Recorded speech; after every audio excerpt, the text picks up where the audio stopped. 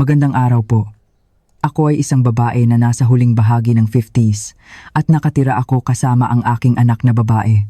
Maaga akong nagpakasal at nagkaroon ng anak, ngunit nauna nang pumanaw ang aking asawa at labis akong naghirap noon. Ngunit, nakakatuwang isipin na ang aking anak ay lumaki ng maayos at mapagkusa, kaya't ako ay nagpapasalamat. At kailan nga ba siya lumaki ng ganito? Nagdala siya ng nobyo at sinabing magpapakasal na sila at wala akong nakitang dahilan para tutulan ang nobyo ng aking anak.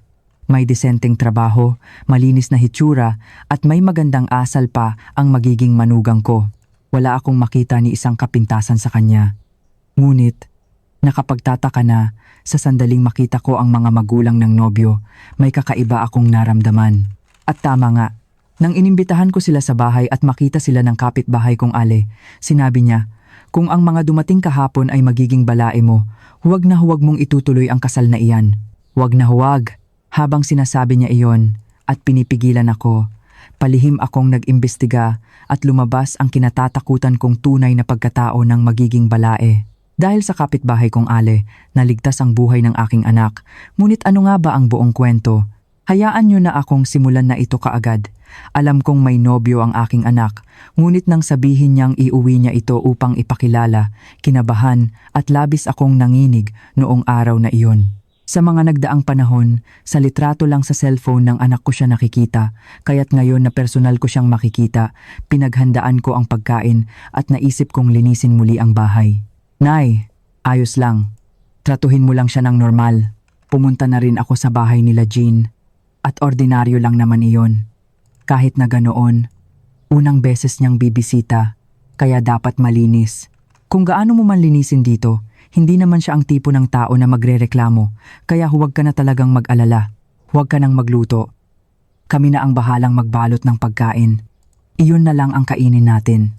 Nabanggit ng anak ko na ilang beses na siyang nakapunta sa bahay ng nobyo niya at dahil bumili rin sila ng pagkain noon, ganoon din ang gagawin nila ngayon at kape lang daw ang ibibigay ko. Sinabi pa niya na siya na ang magtitimpla ng kape, kaya huwag na akong gumawa ng kahit ano. Nang maging estudyante ng high school ang aking anak, maaga siyang naging responsable dahil nauna nang pumanaw ang aking asawa sa isang aksidente. Noong adolescence niya, hindi siya nagreklamo ni minsan at isang kahanga-hanga at mapagpasalamat na anak siya na laging nag-aalala kung ako bilang kanyang ina ay nahihirapan kaya't siya ay parang kayamanan para sa akin. Ngunit tama nga ang anak ko, hindi ko talaga kailangang mag-alala. Napakabait at mahusay makipag-usap ng nobyo ng aking anak, kaya't kabaligtaran ng aking pag-aalala na baka awkward ang sitwasyon, napakaganda ng naging kapaligiran. Nay, tikman niyo po ito. Narinig ko po kay Sarah na mahilig kayo sa mangga, kaya't binili ko ito. At ito naman, binili ko po noong nakaraang linggo sa business trip ko dahil narinig kong maganda raw na supplements ito. Iyon ang unang beses na nagkita kami. Ngunit naging komportable ako na parang matagal na kaming magkakakilala. Pagkatapos ng unang pagpapakilala na iyon, madalas pa rin siyang bumibisita sa bahay at pagkaraan ng ilang panahon, nagkaroon din ng formal na pagpapakilala ng mga pamilya, pamanhikan. Dahil ang aking anak at ang kanyang nobyo ay may edad na at sapat na rin ang kanilang naging pagmamahalan, hindi na kailangan pang ipagpaliban ang kasal. Ang araw ng pamanhikan ay mas nakakakaba at nakakapanginginig kaysa sa alinmang araw sa buong buhay ko. Bago ako umalis ng bahay, tiningnan ko ang litrato ng aking asawa at noong araw na iyon, labis ko siyang na-miss. Gayunpaman, nakakakuha ako ng lakas mula sa kanyang litrato. Sa pagtitipon, dumating ang magulang ng nobyo at tama nga ang sinabi ng aking anak, sila ay mabubuting tao. Napakabait nila at magalang, kaya't naisip kong kanino kaya siya nagmana ng ganoon at marahil sa kanyang mga magulang. Naku, labis-labis na papuri po iyan. Sa aking palagay, napakagaling ninyong magpalaki ng anak. Madalas kaming nagkikita at sa tuwing nakikita ko siya, napakasigla niyang bumati at napakaganda niya. May pinagkasunduan pa nga kami. Anong pinagkasunduan po? Na kahit kasal na sila, mananatili pa rin kaming ganito. Ayoko kasi ng formal na relasyon ng biyenan at manugang. Marami sa mga kaibigan ko ang tinuturing na parang sariling anak ang kanilang manugang. Dahil doon, marami rin akong naiisip. Sabi ko sa sarili ko, kung magkakaroon ako ng manugang, Gusto ko siyang tratuhin ng komportable na parang sarili kong anak na umalis para magpakasal. Kaya't hindi na po kayo kailangang mag-alala. Ako rin po, dahil sa trabaho, malamang hindi rin kami madalas magkakaugnayan. Dahil sa nauna nilang sinabi ito, gumaan ang loob ko. Akala ko dati ay napakaganda kung balang araw ay magpakasal ang aking anak at magsimula ng sariling pamilya. Ngunit nang isipin ko na magkakaroon na siya ng sariling biyenan, may lungkot din akong naramdaman. Naisip ko na ito nga siguro ang damdamin ng isang ina na magkakaroon na ng manugang. Mula noong araw na iyon, natukoy na rin ang petsa ng kasal at abala ang aking anak at ang kanyang nobyo sa paghahanap ng bahay na titirhan. Pagkatapos ng trabaho, nakinig ako sa mga usapan tungkol sa paghahanda ng kasal ng aking anak. Gusto raw akong imbitahan sa bahay. Sabi ng ina ng nobyo, gusto niyang kumain kami ng komportable sa kanilang bahay. Sabi niya, kahit paano, kapag kasal na sila, wala na ring pagkakataong magkita pa kayo ng nanay mo, kaya't dapat madalas tayong magkita sa ganitong pagkakataon. At ipinapahanap nila kung kailan ako libre at kung anong petsa ang aking magiging available. Hindi ba't ako na lang ang mag-adjust, pero sinabi nilang nagtatrabaho sila.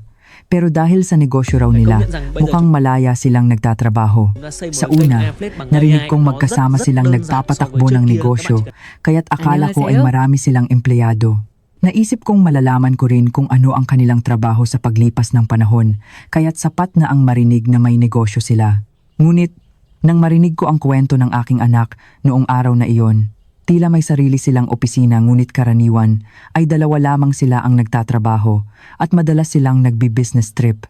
Kahit paano, tinanong nila ang aking available na oras kaya't hindi maganda kung pahihintayin ko sila. Nagpasya akong pumunta sa susunod na weekend at pagkaraan ng ilang panahon, napunta ako sa bahay ng magiging balae. Nang dumating ako, nakita kong napakaganda ng kanilang bahay. Ito ay isang bahay na may bakuran at naisip kong kung nakatira sila sa ganitong bahay sa Metro Manila, ibig sabihin ay may sapat silang kayamanan, kaya't iniisip ko na maayos ang kanilang negosyo. May ilang kakilala ako sa aking paligid na may mga anak na kasal na. Dahil sa sinabi kong madalas kaming nagkikita bago pa man ang kasal, narinig ko rin ang mga salitang nakakainggit. Kasi kami raw, pagkatapos ng kasal, hindi na kami nakikipag-ugnayan. Kung hindi naman talagang espesyal na okasyon, wala nang pagkakataong magkita o magkausap. Kaya't mahirap na raw ang aming relasyon na paminsan-minsan lang makapagtanong ng kamusta sa aming mga anak. Dahil sa madalas kong marinig ang mga ganitong salita, akala ko rin ay paminsan-minsan lamang kami magkikita kung kinakailangan, ngunit hindi pala. Halos kalahating buwan na ba ang lumipas? Hindi. Gusto raw nilang bumisita sa aming bahay? Medyo naramdaman ko rin ang bigat at naisip kong kailangan ba talaga, pero inanyayahan din naman tayo sa kanila. Sabi nila, pagkasal na, wala nang pagkakataong mag-imbita sa isa't isa sa bahay, kaya sinabi ko raw na tatanungin ko muna si mama. Kung hindi naman masyadong madali, wag na lang silang imbitahan, gawin na lang kung saan ka komportable, mama. Noong panahong iyon, abala rin ako sa trabaho at kailangan ko pang pumasok sa opisina kahit weekend, kaya't hindi ko agad masabi sa aking anak kung kailan ako available. Ngunit, tila patuloy nilang pinag-uusapan ito. Sa huli, dahil sa sinabi ng anak ko na patuloy nilang gustong makita ang bahay namin, inimbitahan ko sila. Hindi ko naman pwedeng tanggihan ng paulit-ulit at wala rin namang dahilan para hindi sila imbitahan, kaya't agad akong nagtakda ng petsa. Gayunpaman, dahil ipinakita nila kung paano sila nabubuhay, tila gusto rin nilang makita kung paano kami nabubuhay. Sa totoo lang, nang pumasok sila sa bahay, tiningnan nila ang bawat sulok. Kahit paano, hindi man kasing laki ng bahay ng magiging balae, nilinis ko pa rin at inihanda ang pagkain at ganoon ko sila sinalubong. Naisip kong mas maganda kung weekend, ngunit dahil hindi talaga bumabagay ang oras, sa huli ay nagawa namin ito sa isang gabi ng weekday. Hindi naman masama ang naging kapaligiran. Napakabait ng magiging balae. Minsan, dahil sa sobrang kabaitan, medyo nakakaramdam ako ng pressure, ngunit naisip kong mas mabuti ito kaysa sa pagiging hindi mabait, kaya't hindi ko na masyadong pinansin. Napakasaya ko ngayong araw. Lahat ng pagkain ay masarap din. Humihingi ako ng paumanhin kung labis ang inyong inihanda. Malamang abala kayo. Hindi po, wala naman akong naramdamang hirap. Naku, ngunit nagbigay kayo ng napakamahal na regalo. Ay, wala iyan. Kahit paano, inanyayahan kami. Hindi naman pwedeng dumating kami ng walang dala. Bukod pa roon, ibibigay ninyo ang inyong mahal na anak. Paano naman kami makakapunta ng walang dala? Kung ganoon, kami na po'y aalis. Gabi na rin po. Nang kumain kami ng hapunan at nagkuwentuhan, mabilis na lumipas ang oras at lagpas na ng 9:00. Dahil kailangan ko pang pumasok sa trabaho kinabukasan, dali-dali akong tumayo. Nang lumabas ako upang ihatid sila, may kakaibang tensyon akong naramdaman sa elevator. Sa daan palabas, nakasalubong ko ang kapitbahay kong Ale sa tapat at sumama rin siya sa elevator. Kahit na siya ay madaldal, tahimik siya noong araw na iyon dahil may bisita kami. Ngunit sa halip, paulit-ulit niyang tinitignan mula ulo hanggang paa ang magiging balae sa likod ko at hindi ko ito nagustuhan. Nang bumaba kami sa ground floor, maayos ko pa rin silang binati at inihatid at saka lamang tila nawala ang aking tensyon at sumapit ang pagod. Nay, pumasok ka na at magpahinga. Ako na ang bahala sa lahat. Anong sinasabi mo?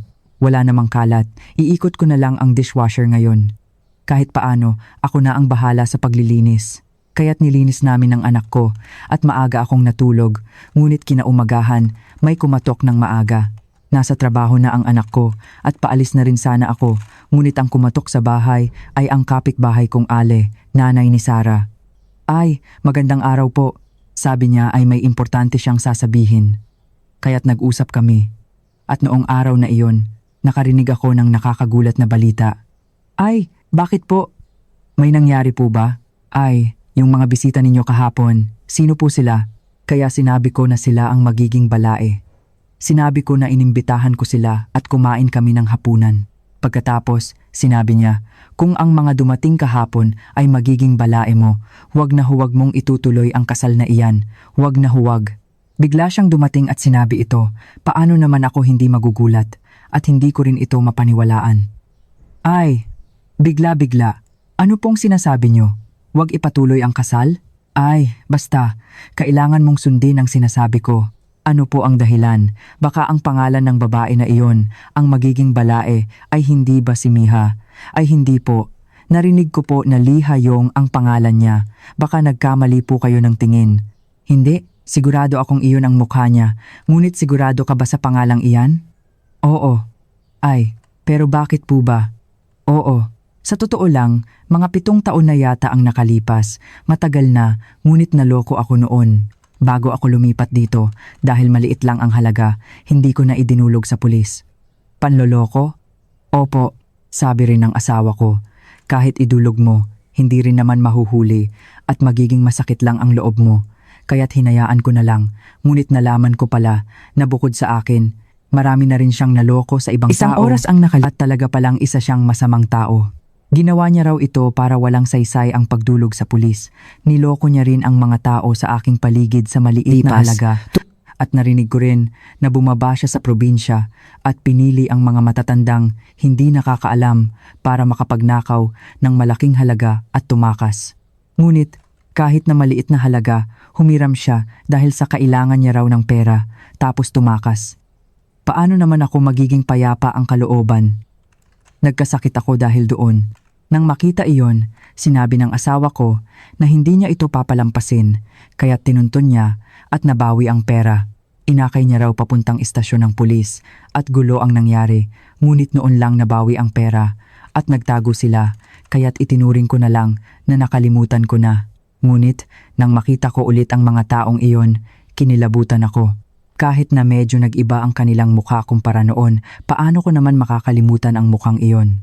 Matagal akong nakinig sa kanyang kwento at naisip kong iba lang ito dahil iba ang pangalan, kaya't umalis ang kapitbahay kong Ale, ngunit kakaiba na natili ang pagdududa sa akin. Kahit na nakumpirma kong hindi ito ang taong sinasabi ng kapitbahay kong Ale, may kung anong gumugulo pa rin sa aking isipan. Kahit pumasok ako sa trabaho noong araw na iyon, nananatili pa rin ang pag-aalala sa aking puso. Kaya't sa oras ng tanghalian, tinawagan ko ang aking anak at tinanong kung may nangyari ba. Tinanong ko rin ang pangalan ng ina ng nobyo. Muli, gaya ng inaasahan, hindi ito ang pangalang sinabi ng kapitbahay kong Ale, kaya't naisip kong hindi na kailangang mag-alala pa. Ngunit pagkatapos ng trabaho at pag-uwi ko, ang anak ko ang unang naglabas ng usapan. Nagtatanong kung bakit ko raw tinanong ang pangalan ng ina ng nobyo kaninang tanghali. Nay, baka naman gusto mong magpa-fortune teller o ano? Hindi iyan. Kung hindi, bakit mo biglang tinanong ang pangalan ng ina ni Jean? Huwag mo na lang masyadong intindihin at magpahinga ka na. Naisip ko rin na baka wala lang akong inaalala, kaya't maaga akong humiga, ngunit tila palagi akong bumubuntong hininga nang hindi ko namamalayan. Narinig ng aking anak ang aking pagbubuntong hininga, kaya pumasok siya sa aking silid. Sabi ko, maaga kang pumasok at magpahinga. Bakit ka pumasok? Sabi niya. Lumabas ako para uminom ng tubig at narinig ko ang pagbubuntong hininga mo, kaya pumasok ako. Narinig pala sa labas. Ngunit, bakit? May problema ka ba? Hindi. Wala akong ganoon, wala. Ano iyon? May sikreto ka sa akin? Hindi. Malapit na akong ikasal, kaya siguro malungkot lang ako. Kasi wala na tayong masyadong oras na magkasama. Anak ko, sige, matutulog ako kasama mo ngayong gabi. Kaya sabihin mo na kung ano ang problema mo. Oo. Masarap sa pakiramdam na makahiga kasama ang aking anak pagkatapos ng matagal na panahon. Kaya't ayoko sanang magsalita ng anumang nakakagulo sa isip, ngunit ang aking anak ang unang nagbukas ng usapan tungkol sa magiging balae. At sa sandaling marinig ko ang kuwentong iyon, agad akong napabalikwas mula sa aking kinauupuan. Nay, wala akong problema. Matulog ka na agad para hindi ka malate bukas. Sige. Ngunit Nay may hindi pa ako nasasabi. Anong kuwento? Nalaman ko raw na sa papeles, hiwalay na ang magiging balae. Ano? Hiwalay? Bakit? Huwag ka namang masyadong magulat. Ako rin ay nagulat sa una, ngunit nang marinig ko ang kwento ni Jean, naintindihan ko rin. Sabi niya, madalas daw mangyari iyan sa negosyo, at sa papeles lang daw ganoon. At kapag kasal na kami, aayusin daw nila ulit ang mga papeles ng maayos at hindi rin alam ng anak ko ang eksaktong dahilan, ngunit hindi raw sila naghiwalay dahil sa hindi magandang relasyon. At dahil magkasama pa rin silang nakatira sa isang bahay ngayon, lalong hindi raw ibig sabihin na may problema sa kanilang dalawa. Sabi niya ay dahil lang daw sa trabaho kaya nakasaad sa papeles na sila ay hiwalay, ngunit para sa akin, hindi ko ito naintindihan. Ngunit, higit pa rito, ang mas ikinagulat ko ay ang pangalan ng ina ng nobyo. At tungkol sa tanong mo sa pangalan ng aming ina kaninang tanghali, sabi niya ay nagpalit daw ng pangalan. Ano, nagpalit ng pangalan? Dati, nang kausap ni Jean ang kanyang ina, narinig ko siyang tinawag na Aling Miha. Kaya't nagtaka ako at tinanong ko siya. At noon niya sinabi, ang orihinal na pangalan daw ng kanyang may pagwawagi ang asawa ko, ngunit mula habang pagkabata, pakiramdam niya ay masyado itong luma. Tumawa nang may pagpapalit ng pangalan kapag lumaki na.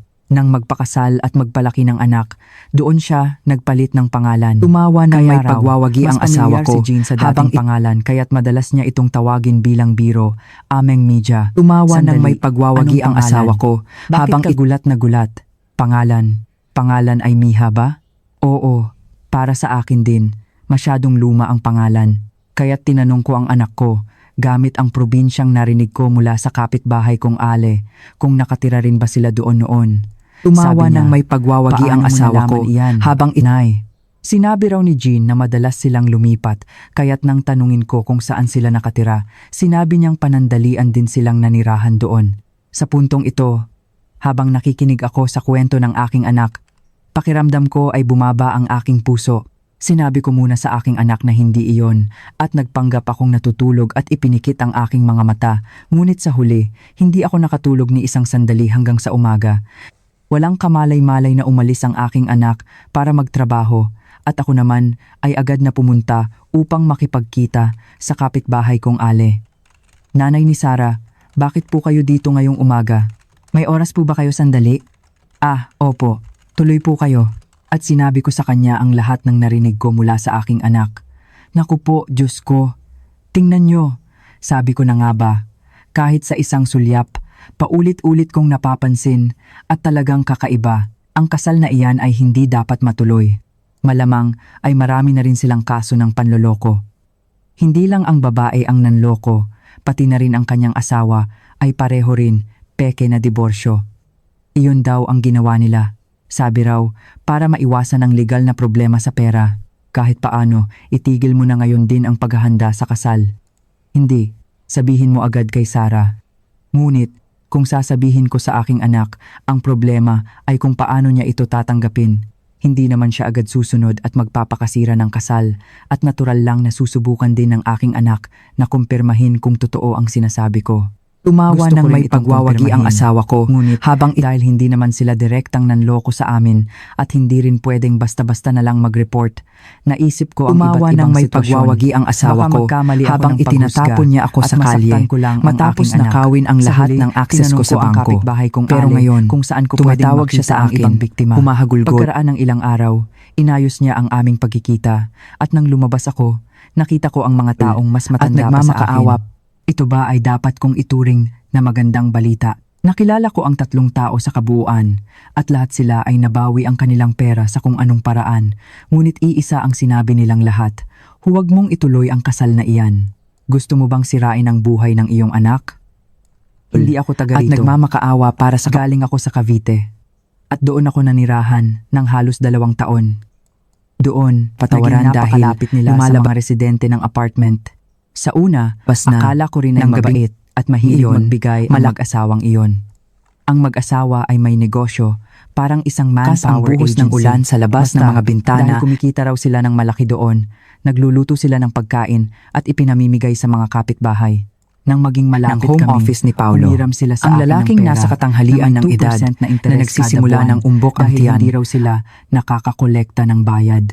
At sa kapitbahay namin sa ibabang palapag, humiram sila ng pera na gagamitin daw para sa sweldo ng mga empleyado.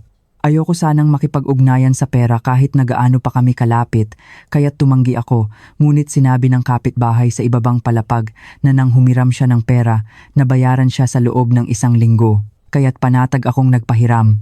Hindi niyo po nabawi ang perang iyon? Nabawi ko ang pera. Ngunit pagkatapos niyon, ilang beses pa siyang humiram ng pera at binayaran din agad.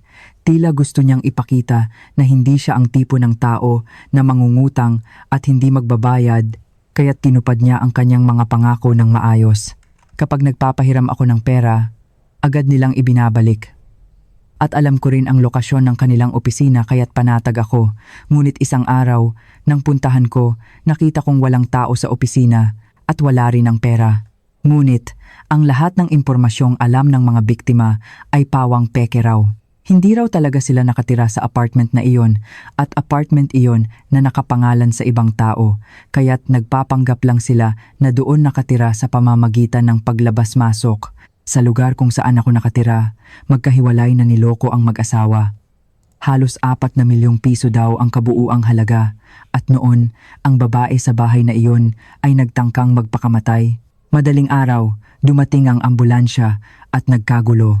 At ang mas nakakagulat ay ilang taon na ang nakakaraan. Ang nobyo ng anak ko ay may girlfriend na pinangakuan ng kasal at noon humiram siya ng pera. 1 oras na ang kailangan nakalipas, daw. tumawa Paulit-ulit nang may siyang pagwawagi humiram ang at asawa nagbayad ko hanggang habang sa nakakuha itinatapon siya niya ako sa ng kalye. kabuuang 2 Matapos milyong piso sa 3 beses. nakawin ang lahat Sa ng huli, hindi niya nabayaran ang pera, nasira ang kasal at hindi ko na alam kung ano ang sumunod na nangyari. Ngunit pagkaraan ng ilang panahon, nangyari rin sa akin ang ganoon.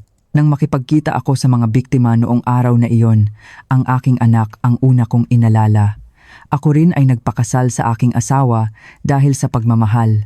Noon, kahit sino pa ang magsabi ng kahit ano, mahirap kalimutan ang damdaming iyon, hindi ba? Kaya't naisip kong ganoon din ang aking anak at hindi ko alam kung paano sisimulan ang usapan. Ngunit alam kong malalaman din niya ang katotohanan sa bandang huli. At naisip kong mas mabuti kung matapos ito agad bago pa man siya masaktan ng husto, kaya't agad kong sinabi sa aking anak. Sa aking anak na bagong uwi mula sa trabaho, sinimulan ko ang isang seryosong usapan nang may pag-aalala. Natural lang, nang marinig ng aking anak ang aking sinabi, tumalon siya at sinabing hindi iyon totoo at nagkamali lang daw ako ng pagkarinig. Nay, totoo ba iyan? Kalma ka muna. Hindi mo naman siguro pinahiram ng pera, di ba? Ngunit, sa sandaling tinanong ko kung pinahiram niya ng pera, umiwas siya ng tingin. Huwag mong sabihing nagpahiram ka ng pera? Hindi, Nay, pinahiram ko. Ngunit sinabi niyang babayaran niya. Ano? At sinabi pa niya na ito na ang 2 beses. Noong nakaraan, dahil sobrang kailangan daw ni Jean, humiram siya ng 120,000 piso at pinahiram ko at eksaktong 1 linggo niya itong binayaran. Talaga? Kung ganoon, magkano naman ang perang pinahiram mo ngayon? Bakit hindi mo masabi agad, 400,000 piso? Ano? Huwag kang mag-alala, Nay. Babayaran niya raw iyon sa loob ng ilang araw. Napakasama ng loob ko. Kahit palinisin niya ang kanyang nakaraan at ayusin ang kanyang sarili para magpakasal sa aking anak, hinding-hindi ko pahihintulutan ang kasal na ito, ngunit humiram pa siya ng pera sa aking anak. Kaya't wala na akong masabi. Sinabi ko sa aking anak ang lahat ng alam ko. Kaya nga, humiram din siya sa'yo ng pera. Ganoon daw ang modus operandi nila. Humiram, tapos binayaran, may kasama pang interes para panatagin ka, tapos manghihiram ng mas malaking halaga at magtatago. Pero babayaran niya naman agad ang pera ko. Kaya't hindi naman ako niloloko, di ba? At kung pakikinggan ang sinasabi mo, hindi naman si Jiwon ang gumawa niyan kundi ang kanyang magulang, di ba? Kahit totoo iyan. Nakaraan na iyon at hindi naman si Jiwon ang nanloko, kaya bakit? At paano ako maniniwala sa sinasabi ng mga taong naloko? Makikipaghiwalay ako ngayon dahil lang sa narinig ko sa mga taong hindi ko naman kilala? Iyan ang inaasahan kong reaksyon. Mula noong araw na iyon, kahit pag-uwi ng anak ko mula sa trabaho, hindi na niya ako kinakausap. Nagagalit pa nga siya. Sinasabing basta na lang akong nagdududa sa tao. Kaya't sa hirap na hirap, hinikayat ko ang aking anak na makipagkita ulit sa kapitbahay kong Ale at sa mga biktima na nakilala ko para marinig din ng anak ko ang kanilang kwento. Ngunit sa sandaling nakita ang litrato, nag-iba ang ekspresyon ng aking anak. Para sa akin, malinaw na ang ina ng nobyo iyon. Ito ay kuha namin ng mag-hiking, tingnan mo ang mukha. Pareho ba ngayon? Matagal na iyan kaya siguro medyo nag-iba. Diyos ko, Sarah, tingnan mo.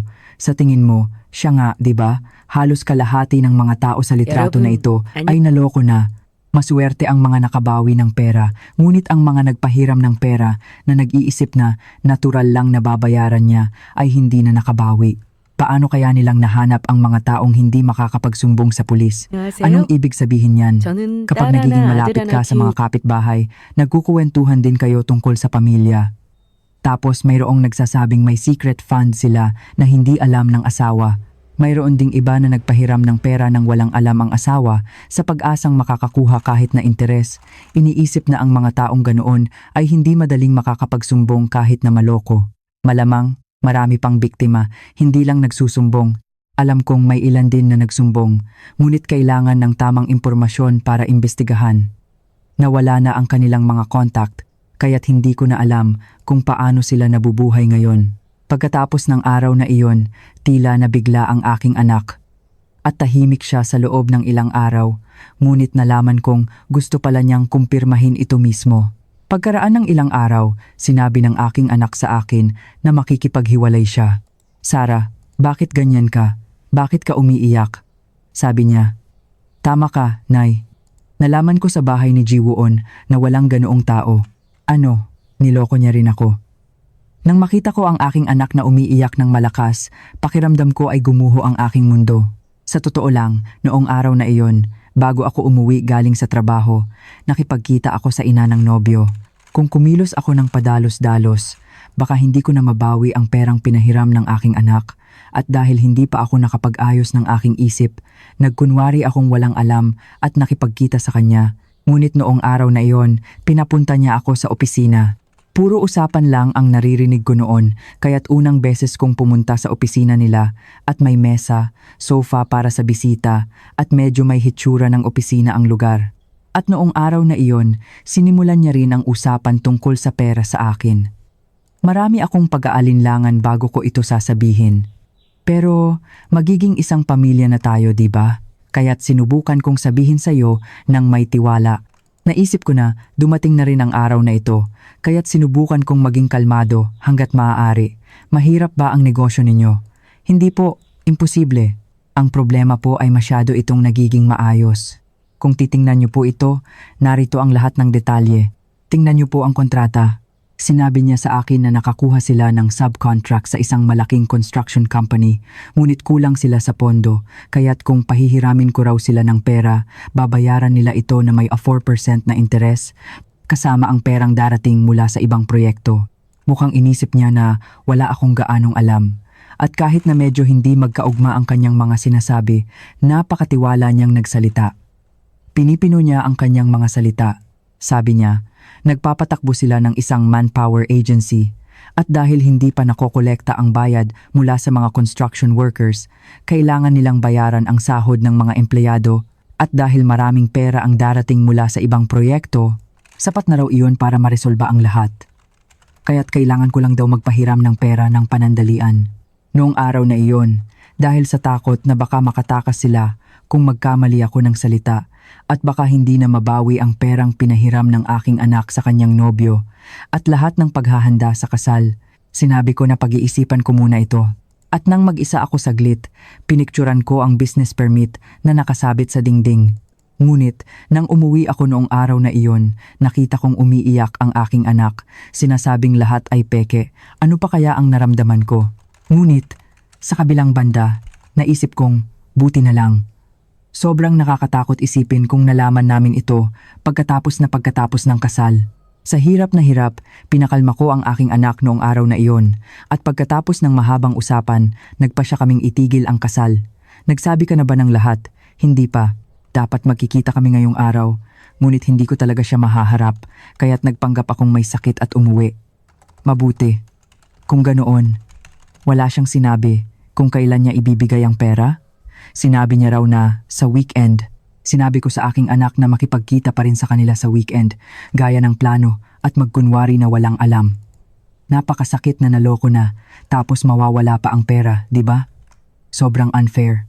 Kaya't ang plano ko ay kunin muna ang pera at pagkatapos ay parusahan sila. Kinabukasan, sinuri ko ang business permit at nalaman kong peke rin ito. Pinipino niya itong ipinakita at tila inisip niyang madali akong maloloko.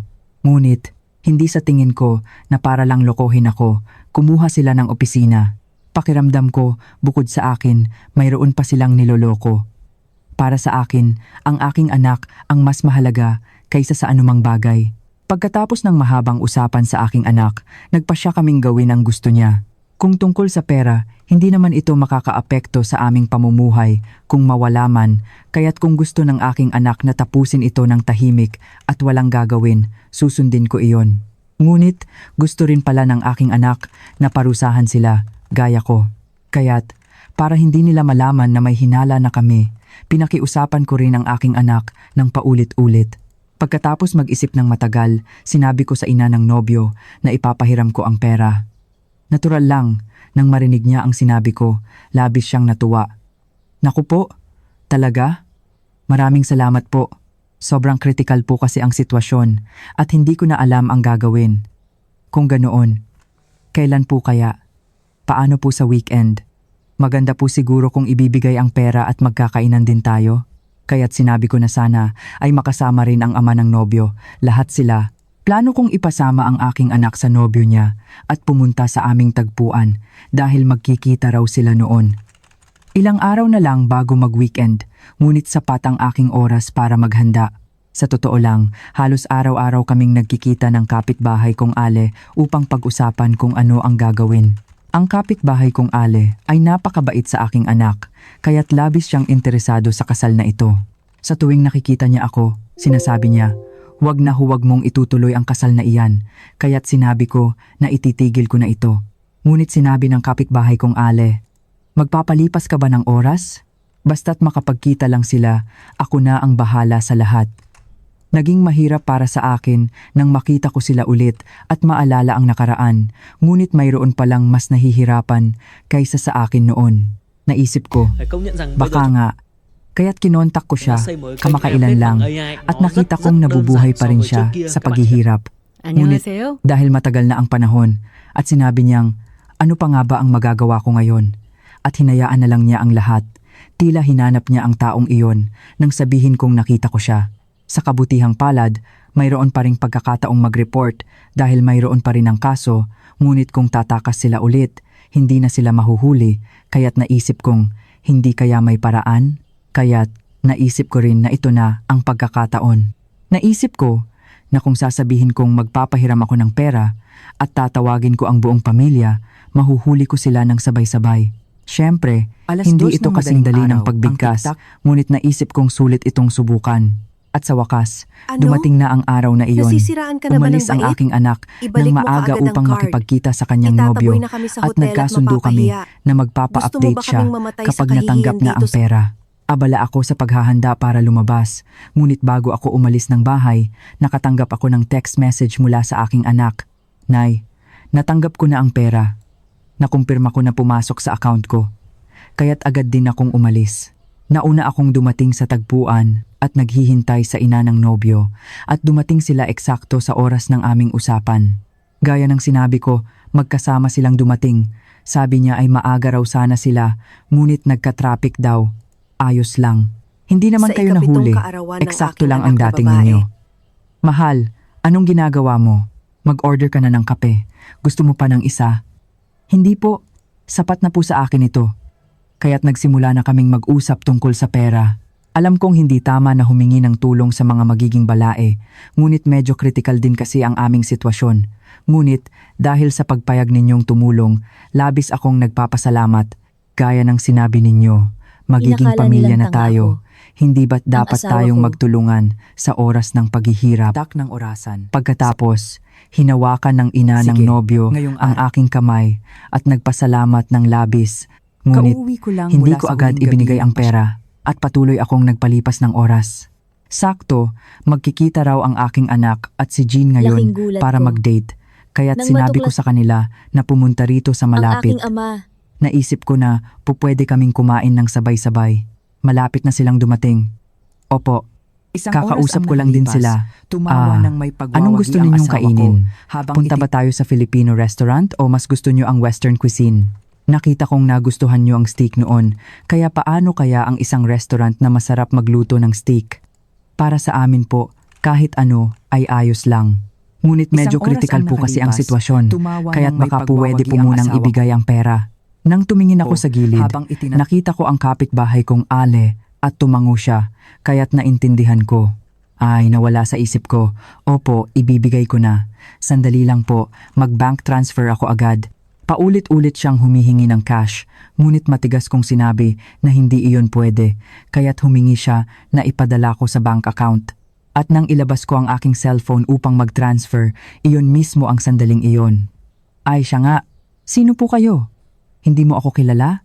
Media, pagkatapos mong tumakas, putulin ang komunikasyon at magtago. Anong ginagawa mo rito? Nanloloko ka na naman ba rito? Baka naman humingi sila ng pera sa'yo. Opo. Ay, huwag mong pahihiramin ng pera. Ang mga taong ito ay mga manloloko. Nagkagulo ang cafe noong araw na iyon, ngunit ang lahat ng ito ay pinlano ko kasama ang kapitbahay kong Ale. Ang plano ay dalhin ang mga biktima sa tagpuan, magkunwari na nagkikita ng hindi sinasadya at tawagan ng pulis para agad silang mahuli sa lugar. Habang nangyayari ang kaguluhan, dumating din ang aking anak at ang kanyang nobyo sa cafe at nang makita nila ito, tumakbo sila at sinimulang awatin ang mga tao. Ay, makipag-usap na lang kayo ng maayos. Bakit kayo ganyan? Ngunit akala ko ang mga magulang lang ang nanloloko. Pareho pala ang nobyo ng aking anak. Sino ka? Ikaw ba si Jiwon? Diyos ko, nagkita-kita tayong lahat dito. Ikaw ang lalaking nangako ng kasal sa aking anak, tapos kinuha lang ang pera. Buti na lang at nakita kita. Halika rito. Hindi binitawan ng mga biktima ang magiging balae at ang nobyo ng aking anak at tinawagan ng kapitbahay kong Ale ang pulis. Naku po, anong gagawin natin? Sasakay tayo sa police car? Oh, asawa ko, anong gagawin natin? Tumahimik ka. Hindi po, pulis, wala po kaming kasalanan. Bakit po kami pupunta sa presinto? Iyan po, pumunta muna kayo at doon nyo sabihin. Hindi po iisa o dalawa ang biktima rito, malalaman nyo po kapag inimbestigahan nyo. Kaya't agad silang nahuli sa lugar at magkakasama kaming pumunta sa presinto at doon nabunyag ang lahat ng katotohanan. Batay sa investigasyon, nalaman na nagpalit nga ng pangalan ng ina ng nobyo, gaya ng alam ko, ngunit ang mas nakakagulat ay ang pangalang Miha, iyon din pala ay pangalang pinalitan. Nakakagulat na pwede palang magpalit ng pangalan ng maraming beses at nang lumabas ang lahat ng kanilang record ng krimen, napakarami nilang kaso ng panloloko. Batay din sa investigasyon, lumabas na walang permanenteng trabaho ang nobyo ng aking anak. Naisip ko dati na baka kung malaman ng anak ko na naimbestigahan na pala niya at alam na namin ang lahat, baka maghiganti sila. Ngunit dahil nabunyag na ito sa presinto noong araw na iyon, hindi na ako nag-aalala sa ganoon. Dahil sa pangyayaring ito, natural lang na masira ang kasal. Ang magiging balae o ang mga manlolokong iyon ay talagang kahanga-hangang tao. Pagkatapos manloko ng ganoon, hindi pa rin sila nagbago at gaya ng aking hula, patuloy silang nanloloko sa ibang tao. Higit sa lahat, gaya ng sinabi ng aking anak, hiwalay nga ang dalawa, ngunit ito ay literal na pekeng diborsyo. Palagi silang lumilipat ng tirahan at humihiram ng pera sa mga kapitbahay na nakakilala nila sa lugar na iyon gamit ang iba't ibang kasinungalingan. Kailangan ng pondo sa negosyo. Bibigyan ko kayo ng 2% na interes kada buwan. Ibabalik ko agad pagkatapos ng koleksyon. Kailangan bayaran ang sahod ng mga empleyado. At gaya ng modus operandi na sinabi niya sa akin, nanghiram din daw sila ng pera sa ibang tao Isang hanggang oras ang kamakailan lang. Ang ama ng nobyo o ang manlolokong asawa ay nagpapatakbo ng isang one-man manpower agency na may kinalaman sa paglilinis ng drainage at wala siyang ibang ari-arian o stable na kita. Ang kanyang asawa ay dating nagpatakbo ng isang restaurant malapit sa construction site, ngunit iyon ay nabangkarote at may utang na mahigit 4 na milyong piso. Dahil may utang sila, mahirap na makakuha ng pautang, kaya't nanloko sila ng mga biktima at humiram ng pera sa paraang pyramiding scheme at sinabi pa na sa ilang biktima. Ginamit nila ang perang ito para bayaran ang interes, kaya't panatag ang loob nila, kaya't patuloy na dumami ang mga biktima. Naghiwalay pa nga sila para maiwasan ang sapilitang pagkuha ng mga ari-arian ng mga nagpautang at akala siguro nila ay hindi sila mahuhuli kailanman. Ngunit bilang isang ina na may anak, nakaramdam ako ng kapaitan sa pag-iisip kung gugustuhin ba nilang gamitin ang kanilang anak para manloko.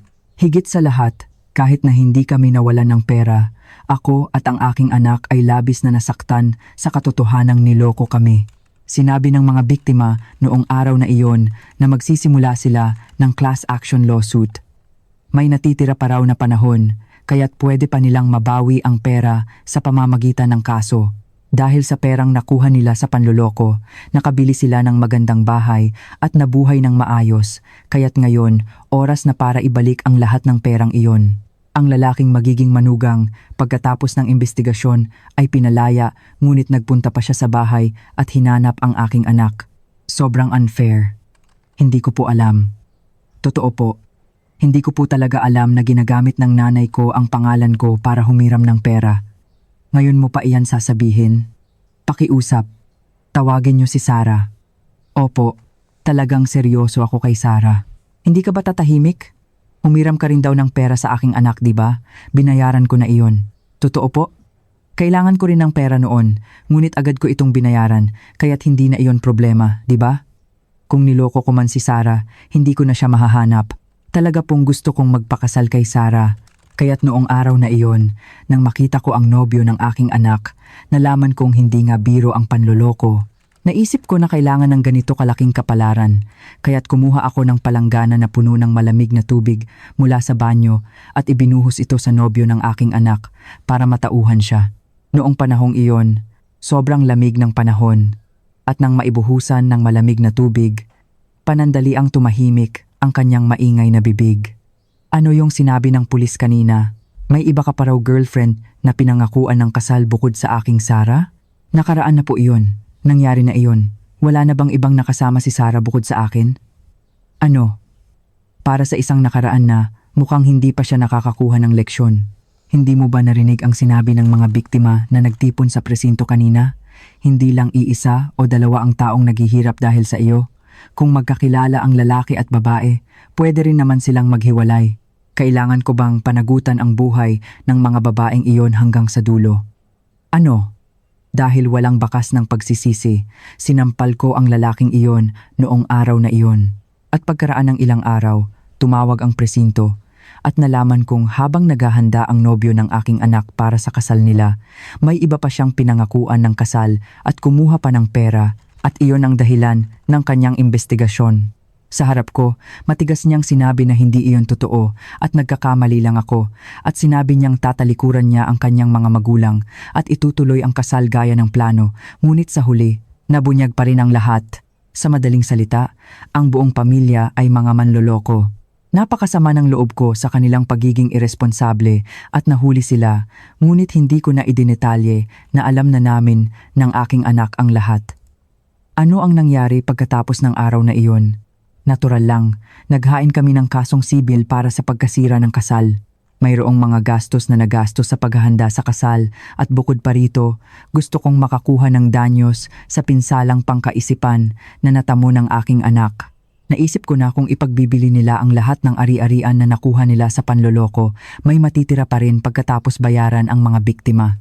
Sa loob ng ilang panahon, abala ako sa kaso at umiinom ng gamot sa ulo, ngunit nagkaroon din naman ito ng may ng katapusan. pagwawagi ang asawa ko Naayos din ang habang kaso at nabawi ang mga gastos.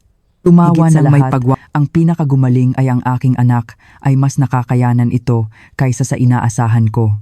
Naisip ko dati Tumawa ng may na baka pagwawagi ang nagpapanggap lang asawa siya ko sa harap ko habang ngunit nang umiyak siya, nagalit at nagpapakita ng pagkabigo sa oras Tumawa ng ng may kahirapan. pagwawagi ang Sinabi asawa niyang ko gumaan ang habang kanyang loob.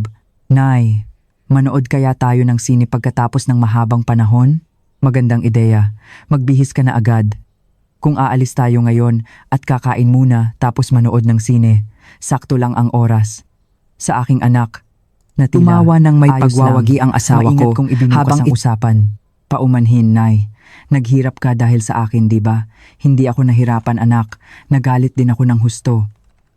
Nagpakita rin ako ng pagkabigo sa iyo at lahat iyon ay kasalanan ko. At dahil maayos na ang pagtatapos mo sa lalaking iyon, paumanhin kung napahirapan kita. Kung ganoon, ayos ka na ba ngayon? Hindi. Sa totoo lang, medyo mahirap pa rin. Paminsan-minsan ay sumisibol pa rin. Nagagalit din ako sa katotohanang niloko ako. Ngunit sinabi ng counselor ko na bumubuti na ako, kaya't maghihintay ako at maniniwala sa kanyang sinabi. Dahil sa nangyari, labis akong nabigla kaya't sumasailalim ako sa counseling. Naisip ko dati kung gaano ito makakatulong, ngunit marami akong natatanggap na tulong at nabawasan na rin ang bilang ng beses na pupunta ako, kaya't sa tingin ko ay malaking bagay iyon. Narinig ko na ang mga manlolokong iyon ay nahatulan ng pagkakakulong ng korte pagkatapos ng mahabang paglilitis. Narinig ko na ang mga ari-arian na kinamkam nila ay ibabalik sa mga biktima sa pamamagitan ng sapilitang pagkuha. Magtatagal man, ngunit sa pangkalahatan ay maganda ang naging resulta, kaya't sa tingin ko ay mabuti iyon.